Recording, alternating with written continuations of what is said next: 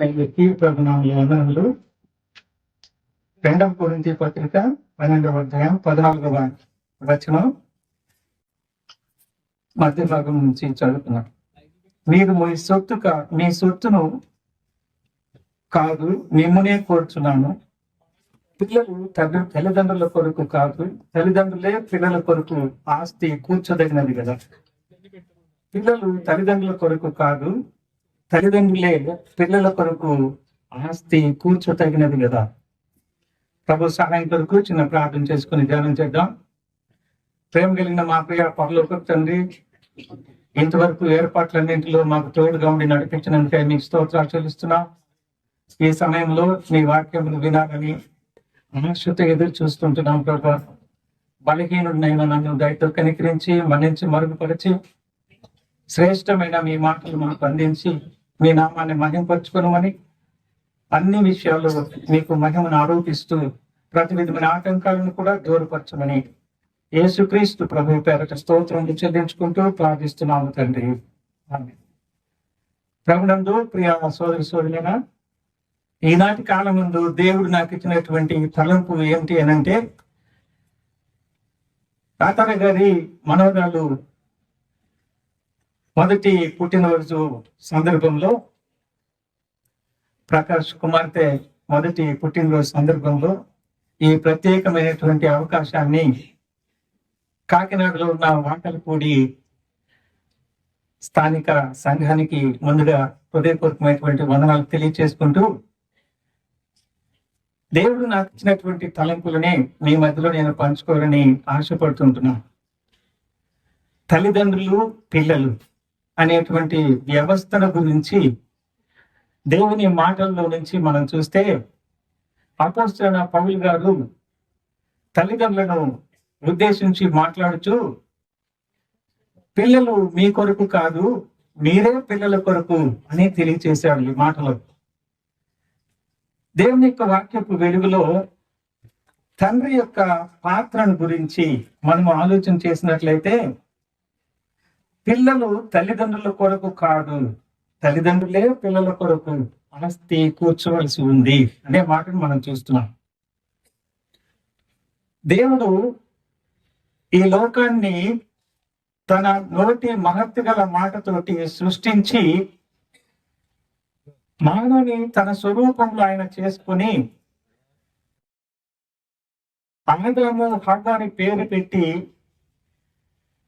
భూలోకంలో ఉన్నటువంటి పరదేశం వంటి ఆ శ్రేష్టమైనటువంటి ఏదేనో వనములో వారిని ఉంచి, మీరు సంతోషంగా ఉండండి, ప్రతిరోజు సాయంకాలం నేను మీ దగ్గరకు వస్తాను అని తెలియచేసి, వారు కష్టపడకుండా వారు వండుకొనకుండా దేవుడిచ్చినటువంటి మంచి రా మెటీరియల్ వాళ్ళు తినేటట్లుగా ఏర్పాటు చేశాడు. అప్పుడు ఏ విధమైనటువంటి రోగాలు లేవు, పాపము లేదు, దుఃఖము లేదు, సంతోషముతో వారు ఉండేవాళ్ళు. కానీ దేవుని మాట వినకపోవడము అనే పాపము ద్వారా లోకములో పాపము ప్రవేశించింది. అలాగనే ఒక మనుషుని ద్వారా లోకంలో పాపము ప్రవేశించి మనుషులందరూ పాపం చేసినందువలన మనుషులందరికీ మరణము సంప్రాప్తమైంది. ఈ స్థితిలో ఉండగా మనుషులలో ఉన్నటువంటి పాపాన్ని తీసివేయాలని ఆయన కోరుకున్నాడు. కానీ మొట్టమొదట ఆదాము హవ్వల ఆ జంటల నుంచి వచ్చినటువంటి 2 కుమారులను మనం చూస్తే, ఒక కుమారుడు భక్తి కలిగినటువంటి వాడు, శ్రేష్టమైనటువంటి బలులు దేవునికి అర్పించినటువంటి వాడు. మరొక కుమారుడు చాలా చెడు మనస్సు కలిగినటువంటి వాడుగా మనం చూస్తూ ఉంటున్నాం. అలాగా కుటుంబ వ్యవస్థలో ఈనాడు దేవుడు నాకు ఈ ప్రేరేపణ ఎందుకు ఇచ్చాడు అని ఆలోచన చేసినప్పుడు, నేను మొట్టమొదట కుటుంబంలోనే కుటుంబ వ్యవస్థ పాడైపోయింది. ఆ కుటుంబం నుంచి వచ్చినటువంటి మిగిలినటువంటి సంతానం ఏమైనా బాగుందా అని చూస్తే వాళ్ళు కూడా పాడైపోయారు. సొసైటీ పాడైపోయింది. వారి తర్వాత వచ్చినటువంటి తరం ఏమన్నా బాగా ఉందా అని చూస్తే, ఆ తరములో నోవహు ఆయన కుటుంబం తప్ప ఇంకెవ్వరు కూడా నీతిమంతులుగా ఆయనకి కనబడలేదు. నోవహు ఒక్కడే నీతిమంతుడిగా ఉన్నాడు. ప్రజలందరినీ లేకుండా చేసి పరిశుద్ధమైనటువంటి కుటుంబాన్ని తిరిగి సిద్ధపరచాలని చెప్పి ఆయన కోరుకుంటే ఆ కుటుంబంలో నుంచి ముగ్గురు బయటకు వచ్చారు. ఒకరు వ్యవసాయ సంబంధించినటువంటి శాస్త్రవేత్త, మరొకరు పారిశ్రామిక సంబంధించినటువంటి శాస్త్రవేత్త, మరొకరు అన్ని రకాల సైంటిస్ట్ గా మార్చబడినటువంటి ముగ్గురుల నుంచి ఈ ప్రపంచం అంతా వచ్చింది. ఇప్పుడు ఎలాగో ఉంది ప్రపంచం అని దేవుడు చూస్తే, పైనుంచి ఆయన మేఘాన్ని వంచి చూస్తే మనుషుల యొక్క హృదయము పూర్తిగా చెడిపోయి ఉండడం ఆయన చూచి మనిషిని సృష్టించినందుకు సంతాపపడినటువంటి వాడిగా మనం చూస్తున్నాం.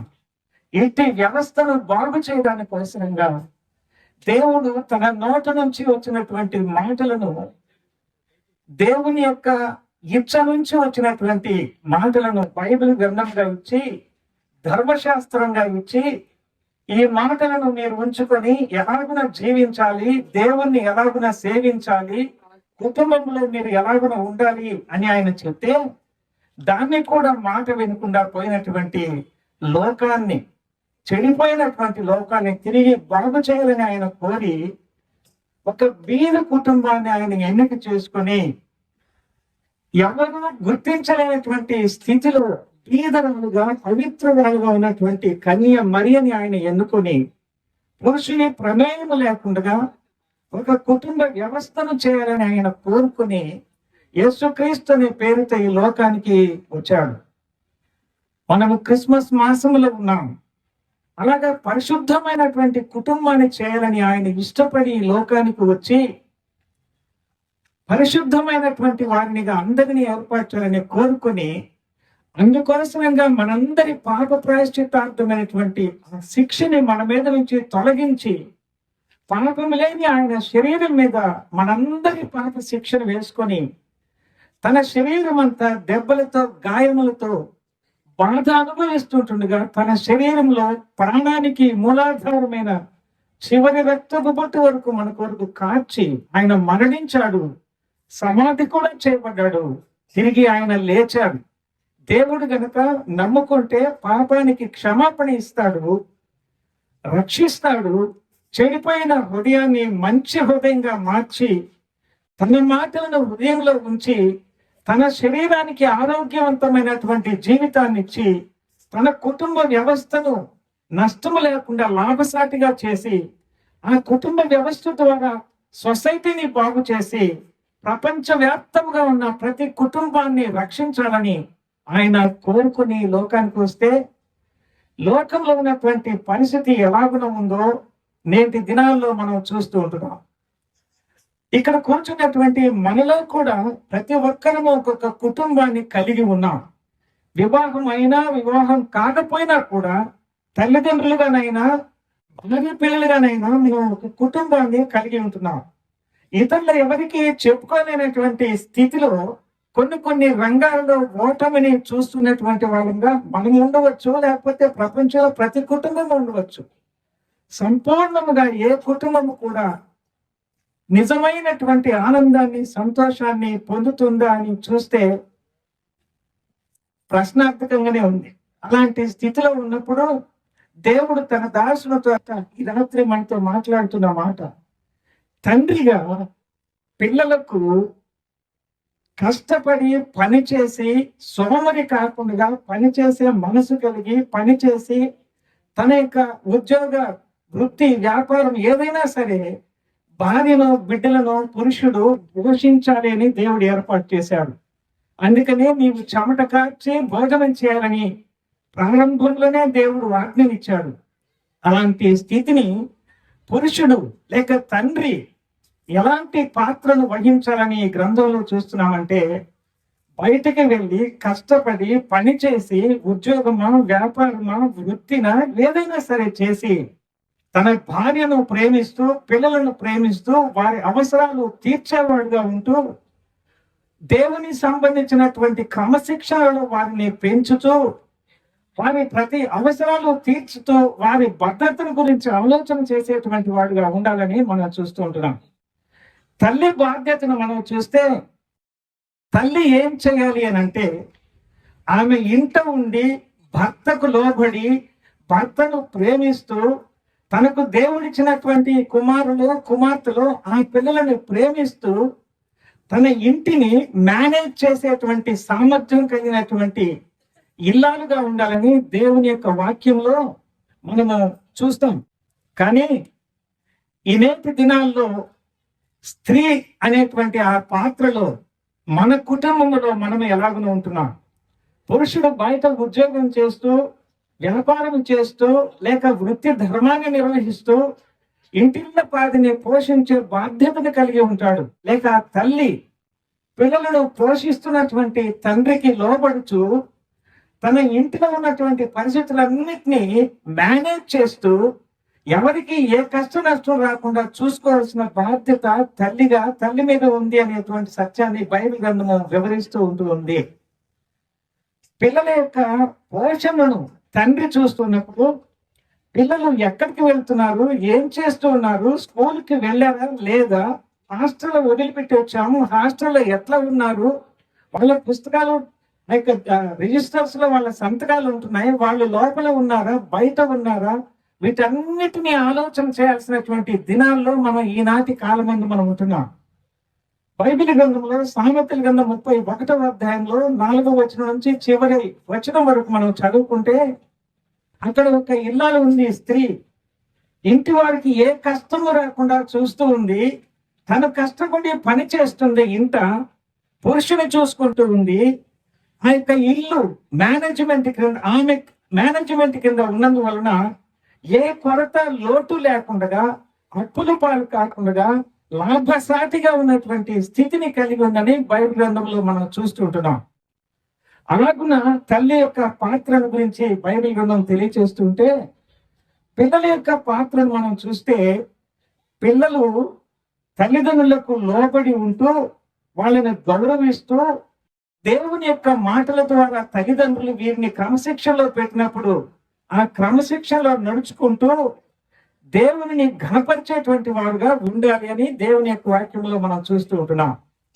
ఎందుకు ఈ జ్ఞానము, ఎందుకు ఈ మంచి మార్గము అని అంటే ఈ పిల్లలు చదువులో పైకి వచ్చి దైవ సంబంధించిన క్రమశిక్షణలో పెరిగినందువలన లోక సంబంధించిన దైవ సంబంధించిన మిక్కుటమైనటువంటి జ్ఞానాన్ని పొందినటువంటి వారుగా ఉంటూ ఇంటికి రకరకములైనటువంటి అవసరాలను వీరి వయసులో తీర్చేవాళ్ళుగా, తల్లిదండ్రులను ఆదరించేవాళ్ళుగా, ముసలి ప్రాయంలో తల్లిదండ్రులను పోషించే పోషణ కర్తలుగా వీరు ఉంటూ అలాగున ఆ యొక్క కుటుంబ ధర్మము వర్ధిల్లుతూ ఉన్నప్పుడు దాని ద్వారా ఇన్ని బయట ఉన్నటువంటి కుటుంబాలు సొసైటీలో లోకంలో బాగుపడిన తర్వాత ఈ కుటుంబాలు అన్ని కలిసి యేసు ప్రభు తన సొంత రక్తంలో కడుక్కొని పరిశుద్ధపరిచినటువంటి ఒక కుటుంబ వ్యవస్థను తయారు చేశాడు అని అనుకున్నామే, దానినే సంఘము అని అంటారు.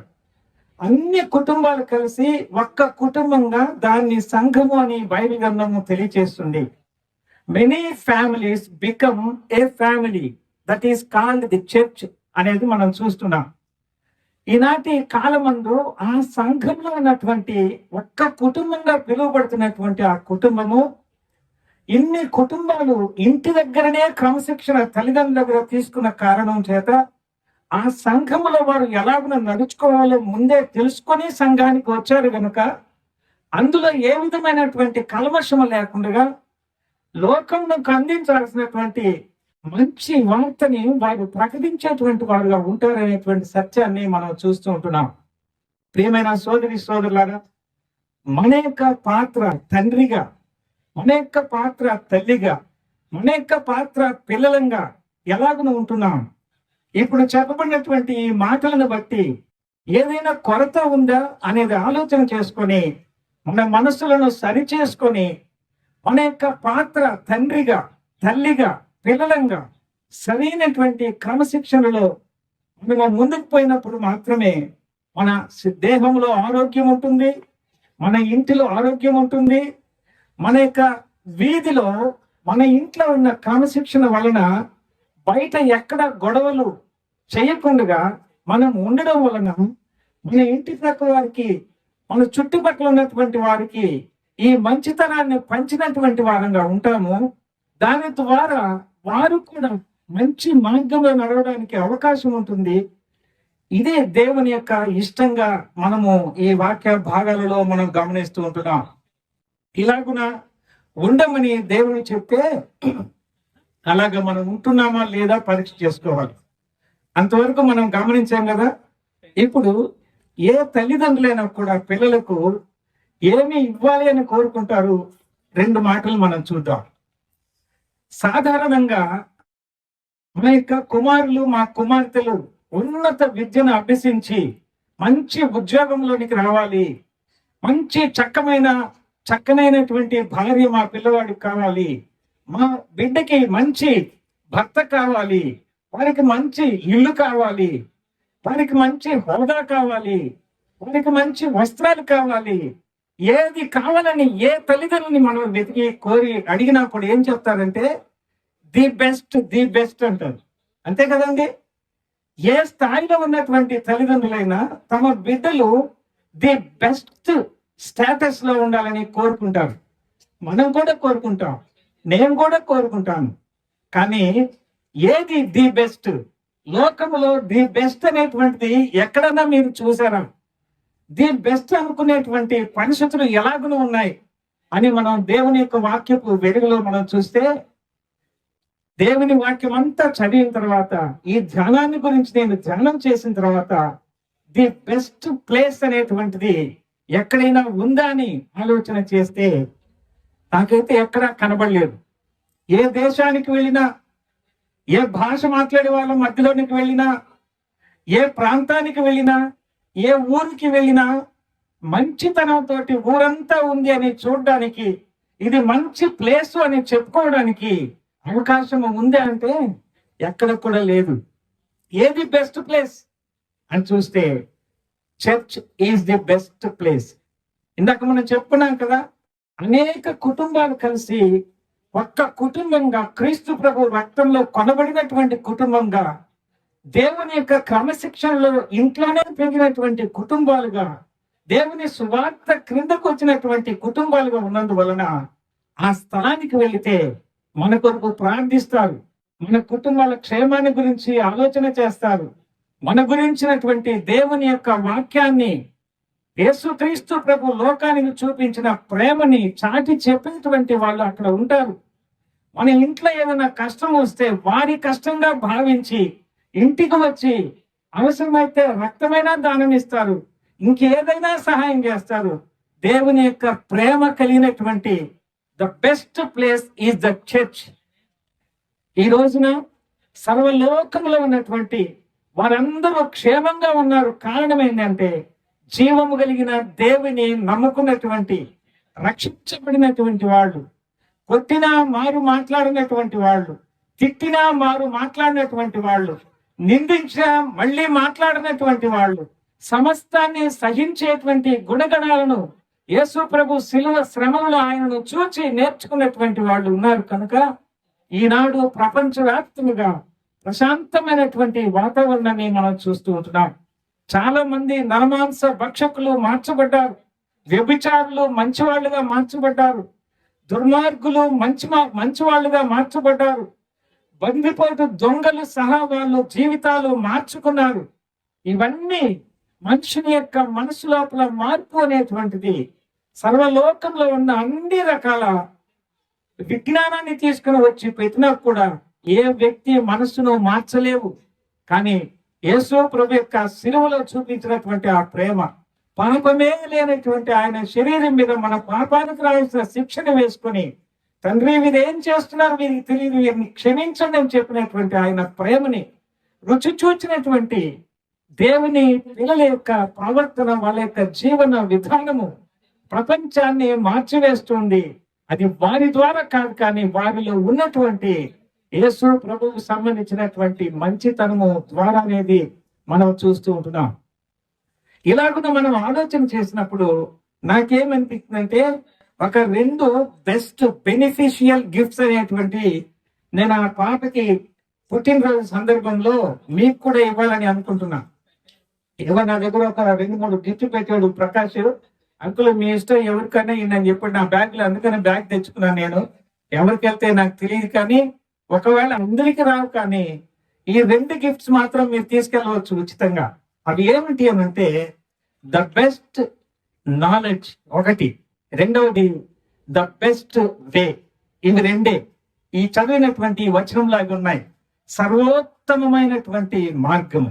ఇంగ్లీషు భాషలో the best, superlative degree. The best అనేటువంటి మాటకి మించినటువంటి ఇంకొకటి లేదు.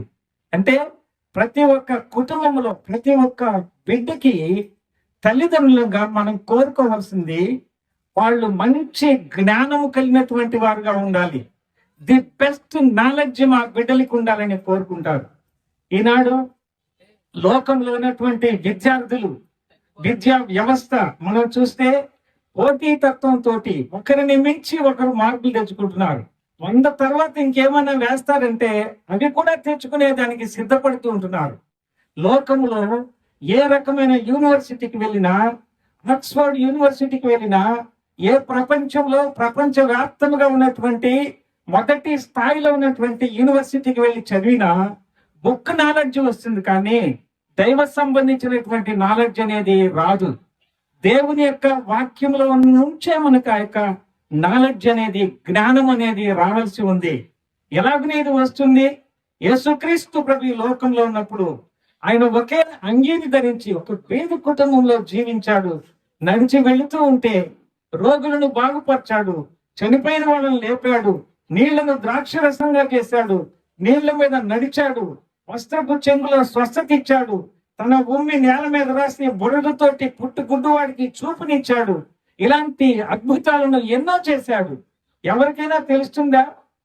పోలియో వచ్చిన వాళ్ళకి దానికి బాగు చేయడానికి వీలు పడదు, కానీ దాన్ని లేకుండా దాని నుంచి తప్పించుకోవడానికి అవకాశం లేదు, కానీ నివారణే దానికి అవకాశం ఉందని చెప్తా ఉంటారు. కానీ ఊచకాళ్ళు చేతులు గల వాళ్ళని సహా యేసు ప్రభు మాటతోటి బాగుపడ్డారు. యేసు ప్రభు యొక్క జ్ఞానాన్ని పొందుకున్నటువంటి చేపలు పట్టేటువంటి జాలరులు వాళ్ళు భూమిని తలక్రిందులు చేయడానికి వచ్చారని ఎగతాళిగా వాళ్ళ గురించి మాట్లాడారు. కానీ పేతురు నడిచి వెళుతూ ఉంటే ఆయన నీడ రోగి మీద పడితే వాళ్ళు ఆరోగ్యవంతులుగా మార్చబడ్డారు. ఎక్కడి నుంచి వచ్చింది ఈ జ్ఞానం?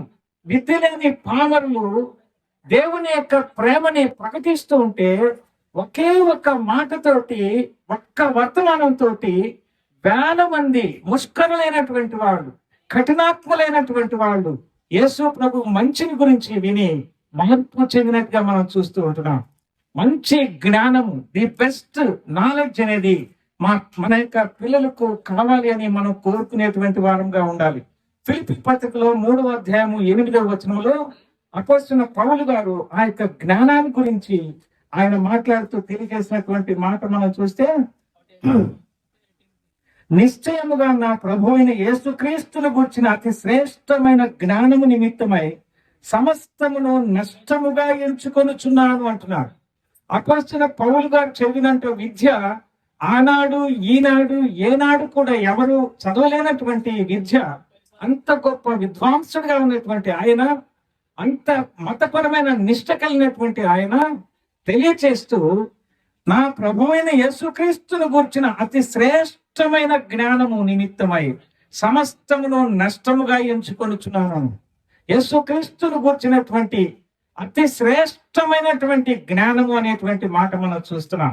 మన బిడ్డలకు శరీర సంబంధించిన, విద్య సంబంధించిన జ్ఞానం కావాలంటే కూడా జ్ఞానము తక్కువైతే నా దగ్గర రండి అని ఆయన పిలుస్తూ ఉంటున్నాడు.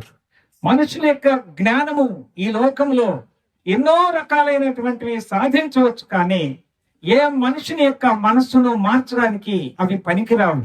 కానీ యేసు ప్రభువును గురించినటువంటి జ్ఞానము మనుషులను, క్రైస్తవులను పట్టుకొని కొడుతూ ఈడుస్తున్నటువంటి ఒక వ్యక్తిని మార్చగలిగింది. అందుకనే ఆ అతి శ్రేష్టమైనటువంటి యేసుక్రీస్తును గురించినటువంటి జ్ఞానము ఇంకా నేను తెలుసుకోవాలనుకుంటున్నాను. అందుకోసం నాకున్నవన్నీ నష్టపరుచుకుంటున్నాను.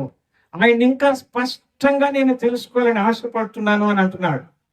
అనేక మంది ఈ నేటి దినాల్లో ప్రపంచ వ్యాప్తముగా యేసుక్రీస్తులో ఏం మహత్యం ఉంది, ఇంత జ్ఞానవంతులైనటువంటి వారుగా దేవుని యొక్క సువార్తను ప్రకటిస్తూ ఉంటే కొట్టినా మా దగ్గరికి రావటం లేదు, తిట్టినా మా దగ్గరికి రావటం లేదు, నిందించినా వారు మా జోలికి రావటం లేదు, వాళ్ళని తోనాడి వెలివేసినా కూడా మా జోలికి రావటం లేదు. కారణం ఏంటి?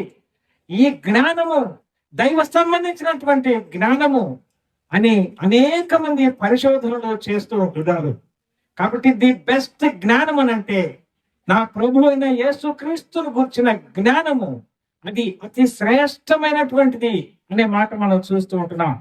ప్రభు యొక్క జ్ఞానాన్ని ఈ లోకంలో ఎవరు ఆలోచన చేసినా కూడా ఈ నేటికి కూడా ఆ పుట్టి గుడ్డు వాళ్ళకి చూపించినటువంటి ఐ స్పెషలిస్ట్ ఎవరు కూడా లేరు. ఏదో ఒక విధంగా చనిపోయే సమయంలో ఆయన కళ్ళు తీసి బ్రతికున్నటువంటి వాళ్ళకి పెట్టి చూపి ఇవ్వచ్చేమో, కానీ పుట్టుకతోనే కన్నులు చూపి లేనటువంటి వారికి కళ్ళని ఇచ్చినటువంటి వాళ్ళు ఎవరు కూడా లేరు. రక్తస్రావ రోగంతో 12 సంవత్సరాలు తిప్పలు పడి తనకున్న సమస్తాన్ని కోల్పోతే అంత బాధలో ఉన్నటువంటి ఆమె వస్త్రపు చెంగు ముట్టుకుంటే బాగుపరచబడింది. ఏ డాక్టర్ గారి వస్త్రపు చెంగు ముట్టుకుంటే ఎవరైనా బాగుపడినట్టు మనం చూస్తున్నామా? లేదు. నీళ్లను ద్రాక్షరసంగా మార్చినటువంటి స్థితి లోకంలో ఎక్కడైనా ఉందా? లేదు. నీళ్ల మీద నడిచినటువంటిది ఏమైనా ఉందా? ఒకవేళ నడిచామని వాళ్ళు చూపించినా కూడా అది మాయనే, కానీ వాస్తవికమైనటువంటిది కాదు. కానీ యేసుక్రీస్తు ప్రభు యొక్క జ్ఞానాన్ని పొందుకున్నటువంటి వాళ్ళు ఈ లోకంలో ఆయన కంటే ఇంకా గొప్ప కార్యాలు చేస్తారని ప్రభువు తెలియచేశాడు. అందుకనే జ్ఞానము కలిగినటువంటి విద్యావంతులైనటువంటి అపోస్తలుడైన పౌలు గారు తన ప్రభు అయిన యేసుక్రీస్తు యొక్క అతి శ్రేష్టమైనటువంటి జ్ఞానం కోసము సమస్తాన్ని నేను నష్టంగా ఎంచుకుంటున్నానని ఈ వాక్య భాగంలో తెలియచేసినట్టుగా మనము చూస్తూ ఉంటున్నాం. 1 కొరింథీ పత్రికలో 8వ అధ్యాయము 1వ వచనంలో మనం చూస్తే అక్కడ ఒక మాట మనం చూస్తాం. 1 కొరింథీ పత్రిక 8వ అధ్యాయము 1వ వచనం చివరి భాగంలో చూస్తే, ప్రేమ క్షేమాభివృద్ధి కలుగు, జ్ఞానము ఉప్పొంగ చేయను గాని ప్రేమ క్షేమాభివృద్ధి కలుగు చేయను. జ్ఞానవంతుడు ఏమనుకుంటాడంటే నాకు అన్నీ తెలుసు అనుకుంటాడు. తర్వాత రోజు ఏదైనా అప్డేట్ వస్తే దాని గురించి నేర్చుకోనందువలన పడిపోయేటువంటి ప్రమాదం ఉంది, అతిశయంతోటి కూలిపోయేటువంటి ప్రమాదం ఉంది. కానీ ఈ జ్ఞానములో ప్రేమ కలిగి ఉన్నప్పుడు ఆ యొక్క ప్రేమ ఉప్పొంగ చేయకుండా ఇంకా నేను నేర్చుకోవాల్సినట్టు ఏమైనా ఉన్నాయా అని ఆయన ఈ లోకంలో ఉన్నంత కాలం నేను నేర్చుకుంటూనే ఉండాలనేటువంటి మనసును కలుగ చేస్తుంది. సామెతలు గ్రంథంలో 8వ అధ్యాయము 18వ వచనంలో మనం చూసినట్లయితే,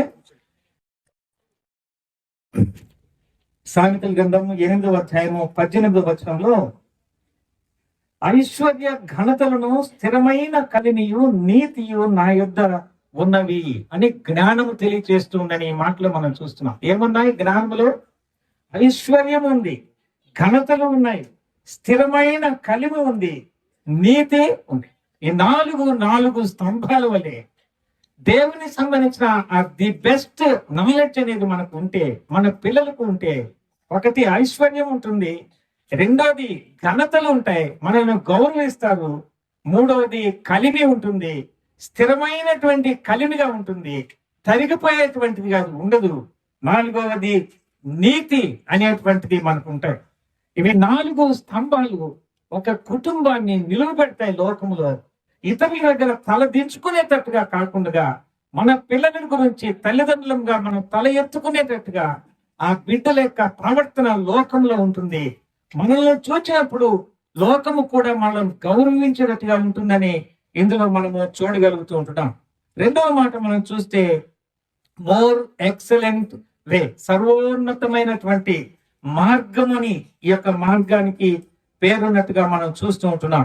ఈ విషయాన్ని గురించి హెబ్రీ పత్రికలో నూతనమైనది అనేటువంటి యేసుక్రీస్తు ప్రభు శరీరం అనే తెర ద్వారా ఏర్పరచబడినటువంటి మార్గంలో విశ్వాసము ద్వారా ధైర్యముతోటి ఈ మార్గముల నుంచి, యేసుక్రీస్తు ప్రభు మార్గముల నుంచి మనము దేవుని సన్నిధానమునకు ధైర్యముగా చేరగలుగుతున్నాము అనేటువంటి మాట చూస్తూ ఉంటున్నాం. కనుక లోకంలో రకరకములైనటువంటి పరిస్థితులు ఉన్నాయి, కానీ మనకు కావలసినటువంటిది దేవుని సన్నిధికి చేరాలి అనేటువంటి తపనే సర్వలోకంలో ప్రతి మానవునికి ఉన్నటువంటిదిగా చూస్తున్నాం. లోకంలో పరిశుద్ధులైన దేవుని సన్నిధికి వెళ్ళాలి అని అంటే రక్తము ప్రోక్షించబడాలి. అందుకని యేసుక్రీస్తు ప్రభు మన పాప శిక్షణ ఆయన భరించి నిర్దోషమైన ఆయన రక్తాన్ని చిందించాడు కనుక ఆయన శరీరం అనే తెర ద్వారా ఏర్పరచుకునేటువంటి ఈ మార్గము ద్వారా, విశ్వాసము ద్వారా మనము దేవుని సన్నిధికి చేరేటువంటి భాగ్యం దొరికింది. ఈ లోకంలో మనం జీవించిన జీవిత కాలం అంతట్లో కూడా మనం కోరుకునేది ఏంటంటే మోక్షానికి వెళ్ళాలి, దేవుని సన్నిధికి మనం వెళ్ళాలి. మీరు వెతకండి, బైబిల్ గ్రంథం కూడా చెప్తుంది, అన్నింటినీ పరిశోధించి మేలైన దానిని చేపట్టండి అని. యేసు ప్రభువులో ఏ పాపము లేదు. ఆయన పరిశుద్ధులైనటువంటి వాడు, సృష్టికర్త అయినటువంటి వాడు, సమస్తాన్ని సృష్టించినటువంటి వాడు. ఆయన అందరూ బాగుండాలని కోరుకున్నటువంటి వాడు, చెడిపోయినటువంటి వారి కొరకు దిగి వచ్చినటువంటి వాడు. దిగి రావడమే కాకుండా ఎవరు ఏ అవసరాల్లో ఉన్నారో వాళ్ళ అవసరాలు తీర్చి వారి యొక్క మనస్సులను మార్చి పాపాత్ములను పరిశుద్ధులుగా చేసినటువంటి వాడు. ఈ రోజు కూడా జీవం కలిగినటువంటి దేవుడుగా మనకు దేవుని యొక్క వాక్యాన్ని వినిపింప చేస్తూ ఉంటున్నాడు. ఈ యొక్క బెస్ట్ నాలెడ్జ్, బెస్ట్ వే అనేది ఈ రెండు కనుక మన పిల్లలకు మన హృదయాల్లో ఉంటే ఈ లోకంలో ఐశ్వర్యము, ఘనత, కలిమి, నీతి ఇవన్నీ ఉంటాయి. ఇంకా ఎక్కడికి కూడా తలదించుకునేటువంటి అవసరతలు అనేటువంటివి మనకు రావు. మన పిల్లల యొక్క ఉద్యోగ వ్యవస్థను బట్టి, వారి యొక్క అభివృద్ధిని బట్టి తల్లిదండ్రులు వీరిని ఎలాగైనా పెంచారో వీళ్ళు ఇంత అభివృద్ధిలోనికి రాగలిగారు. శారీరకమైన విద్యలో అయితేనేమి, దైవ సంబంధించినటువంటి జ్ఞానంలోనైతేనేమి, అభివృద్ధిలోనైతేనేమి ఇంత జ్ఞానం వీళ్ళకి ఎక్కడ వచ్చింది ఈ పిల్లలకి? ఒకప్పుడు చూస్తే ఆ కుటుంబము ఎక్కడో ఉండేది, ఆ కుటుంబము గుర్తింపు లేనటువంటిది. ఇప్పుడు వీరి ద్వారా తల్లిదండ్రులకు ఇంత ఘనత రావడానికి గల కారణం ఏంటి అనంటే ఆ పిల్లలలో చిన్ననాడు వేసినటువంటి ఆ క్రమశిక్షణ విధానము వాళ్ళను మార్చివేసింది. వారికి శరీర సంబంధించిన విద్యను అభ్యసింపజేసింది. వారి జ్ఞానము వాళ్ళ కాలేజీలో ఫస్ట్ కాదు, ఆ దేశానికి అధినేతలను చేసింది. దేవుని పిల్లలైనటువంటి వాడు, భక్తులైనటువంటి వాడు ముగ్గు పాలతో పెంచినందువల్ల మోషే అనేటువంటి దైవజనుడు గొప్ప నాయకుడు కాగలిగాడు. పిల్లలు కావాలని కోరుకొని ఎవరు గుర్తించలేనటువంటి స్థితిలో ఉన్నటువంటి అభాగ్యురాలు అన్న ప్రార్థన చేసినప్పుడు సమూయేలుని ఇచ్చాడు. సమూయేలే రాజుకు అభిషేకం చేసేవాడినిగా దేవుడు ప్రవక్తగా మార్చివేశాడు. దావీదు ఆ యెషయి కుమారులు చిన్నవాడు, గొర్రెలను కాచుకుంటూ ఉంటున్నాడు, ఎన్నికలేనటువంటి వాడుగా ఉంటున్నాడు. కానీ దేవుని జ్ఞానాన్ని బోధించాడు. బైబిల్ పరిశుద్ధ గ్రంథంలో మధ్యంలో ఉన్నటువంటి పాటల పుస్తకం బైబిల్లోనే ఉంది. కీర్తనలు అంటే పాటలు, పాటల పుస్తకం 150 పాటలు సారాంశం. సకల ప్రాణులు యెహోవాను స్తుతించాలని ఆయన చెప్పాడు. ఇంత దైవ జ్ఞానం పొందడానికి, ఇంత గొప్ప రాజుగా అభిషేకించబడి సింహాసనాన్ని అధిష్ఠించి ఎంతో విలువైనటువంటి ధనధాన్యాలు ఆయన తదనంతరము దేవాలయాన్ని నిర్మించడానికి ఇవ్వగలిగే సామర్థ్యం కలగడానికి, ఐశ్వర్యవంతుల్లో గొప్పవాడుగా పిలువబడడానికి కారణం ఏంటి అనంటే గొర్రెల్ని కాచుకుంటూ ఉన్నటువంటి అరణ్య జీవితం జీవిస్తున్నటువంటి దావీదు దేవుని జ్ఞానాన్ని పొందబట్టే, దేవుని మార్గాన్ని ఎంచుకోబట్టే సింహాన్ని చీల్చివేశాడు, ఎలుగుబంటిని ఓడించి వేశాడు, గొల్యాతు లాంటి వ్యక్తిని జయించి వేశాడు, దేశాన్ని రక్షించగలిగాడు. ఏ జ్ఞానం అది? దేవుని యొక్క జ్ఞానం. ఎంతో గొప్ప జ్ఞానవంతులని చెప్పుకుంటూ రకరకాల భద్రతను కలిగినటువంటి గొల్యాతుని కేవలము ఒక్కటే ఒక నున్నటి రాయితోటి, ఒడిసెలతోటి కుప్ప కూల్చాడు. తన వరలో ఉన్న కత్తినే తీసి తనను ఓడించి వేసినట్టుగా మనం చూస్తున్నాం. ప్రభునందు ప్రియ సోదరి సోదరులారా, మన పిల్లల ద్వారా తల్లిదండ్రులమైన మనకు వీధిలో వెళుతూ ఉంటే ఘనత రావాలి అంటే ఆ పిల్లలను మనం పెంచాల్సినటువంటి బాధ్యత మనలో ఉంది.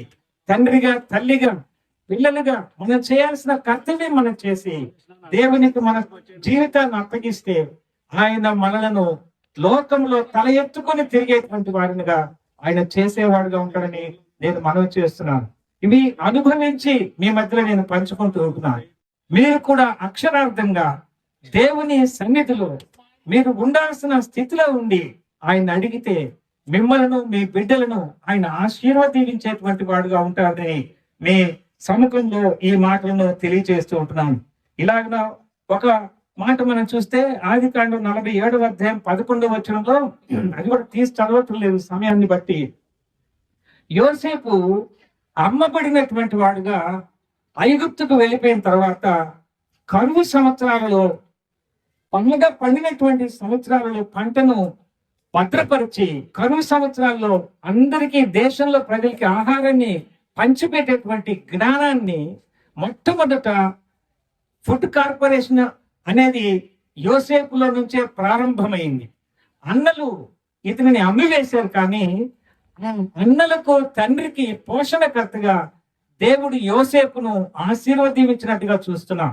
ఆ సందర్భంలో ఆయన ఆ ఫరో రాజుతో మాట్లాడుతున్న ఆ సంభాషణలో ఒక్క మాట ఉంది, ఈ మంచి దేశము వారికి సరిపోయినటువంటిది, ఇక్కడనే ఉండమని చెప్పండి అని యోసేపుకు ఆ రాజు చెప్పినట్టుగా మనం చూస్తూ ఉంటున్నాం. ఆ మంచి దేశంలో వాళ్ళు పుష్కలమైన ఆహార పదార్థాలను కలిగి చక్కగా వాళ్ళు పోషింపబడతారని చెప్పబడింది. మంచి దేశము అనేటువంటిది దానికి పిలువబడింది, ది బెస్ట్ ప్లేస్ అని పిలువబడింది. కానీ అది తాత్కాలికంగా అంతవరకు ఆ రాజ్యంలో పనికొచ్చిందేమో, కానీ ది బెస్ట్ ప్లేస్ అనేటువంటిది లోకంలో ఎక్కడైనా ఉంది అని అంటే యేసుక్రీస్తు ప్రభుని రక్షకుడుగా నమ్ముకొని ఆ మంచితనాన్ని అవలంబిస్తూ ఇతరులకు సుబోధలు అందిస్తూ నిస్వార్థంగా జీవం కలిగిన దేవుణ్ణి పరిచయం చేస్తున్నటువంటి సంఘమే ది బెస్ట్ ప్లేస్ అని మనము ధ్యానం చేయవచ్చు. ఇలాగున ప్రభువైన యేసుక్రీస్తు ఒక కుటుంబంలో ఉన్న వారినే కాదు, సర్వలోకంలో ఉన్న కుటుంబాలను బాగు చేయడానికి ఆయన లోకానికి వస్తే ఆయనకు జరిగినటువంటి పరిస్థితి మనం చూస్తే మార్కు 3:5 వారి హృదయ కాఠిన్యమునకు దుఃఖపడి కోపముతో వారిని కలయి చూచి నీ చెయ్యి చాపమని ఆ మనుషునితో చెప్పిననే మాట మనం చూస్తున్నాం. ఈ సమయంలో ఈ వ్యక్తిని బాగు చేయవచ్చా లేదా అని ప్రభు అడిగినప్పుడు వారు ఏ మాట చెప్పకుండా ఉన్నారు. అంటే ఒక ఊచ చేతులు తిన్నటువంటి వాడిని బాగు చేయడానికి యేసు ప్రభు ఇష్టపడితే అక్కడ ఉన్నటువంటి ప్రజల యొక్క మనస్సు ఎంత కఠినంగా ఉందో ప్రభు చూచి బాధపడినట్టుగా మనం చూస్తున్నాం.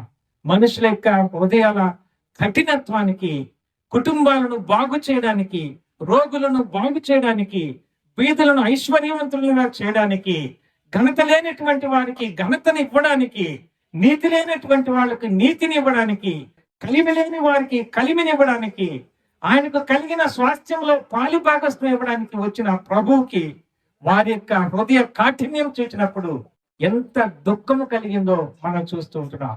ఈ నేటికి కూడా ఇక్కడి నుంచి మేము చెప్పే మాటలు మీ హృదయాలను మారుస్తాయి. మీ కులము మారదు, మీ మతము మారదు, మీ రంగు మారదు, మీ దేశం మారదు, మీ స్థితిని మార్చలేము. కానీ మీ హృదయం లోపట ఉన్నటువంటి ఏదైనా దేవునికి చెడుగా ఉంటే దానిని తీసివేస్తాడు, మంచి హృదయాన్ని ఇస్తాడు. దాని ద్వారా దేవుని యొక్క వాగ్దానాలను, ఆశీర్వాదాలను మీరు పొందుకోవాలని ఇందులో మనం చూస్తూ ఉంటున్నాం. యేసుక్రీస్తు ప్రభు ఈ లోకానికి వచ్చి మనం రక్షించడానికి వస్తే ఆయన మనుషుల యొక్క హృదయ కాఠిన్యాన్ని చూచి దుఃఖపడినటువంటి వాడుగా మనం చూస్తున్నాం. ఈ రాత్రికాల సమయమందు ఆ చిన్న బిడ్డ మొదటి పుట్టినరోజు సందర్భంలో మనము దేవుని యొక్క మాటలలో నుంచి ఒక కుటుంబ వ్యవస్థలో ఎలాగూ ఉంటే ఉన్నతమైనటువంటి స్థితికి ఈ లోకంలో శరీర రీతిగా, ఆధ్యాత్మికమైనటువంటి రీతిగా ఎదిగి అంతిమలో పరిశుద్ధమైన దేవుని సన్నిధానానికి ఎలాగైనా చేరగలదు అని మనం చూచి ఉంటుండగా హృదయాలను కఠినం చేసుకోకుండా ఇప్పటి వరకు యేసు ప్రభుని నమ్ముకొనకుండా ఉన్నట్లయితే ఆ ప్రభుని నమ్ముకొని రక్షణ పొందండి. The best knowledge, the best way, ఇవి రెండు మీకు, మీ పిల్లలకు, మన అందరికీ కూడా ఆశీర్వాదకరంగా ఉండాలని కోరుకుంటూ ఈ చిన్న వర్తమానాన్ని నేను ముగిస్తూ ఉంటున్నాను. నాకు ఈ ప్రత్యేకమైన సమయాన్ని ఇచ్చిన తాతయ్య గారు, ప్రకాష్ గారు, వారి కుటుంబాలకు, గోవింద్ వారి కుటుంబాలకు, ఇక్కడ ఉన్నటువంటి స్థానిక సంఘానికి చేరువచ్చినటువంటి మీ అందరికి కూడా శ్రద్ధగా ఆలకించినందుకై నా యొక్క హృదయపూర్వకమైన అభినందనలు తెలియజేస్తూ ముగిస్తున్నాను. అందరికీ వందనాలండి.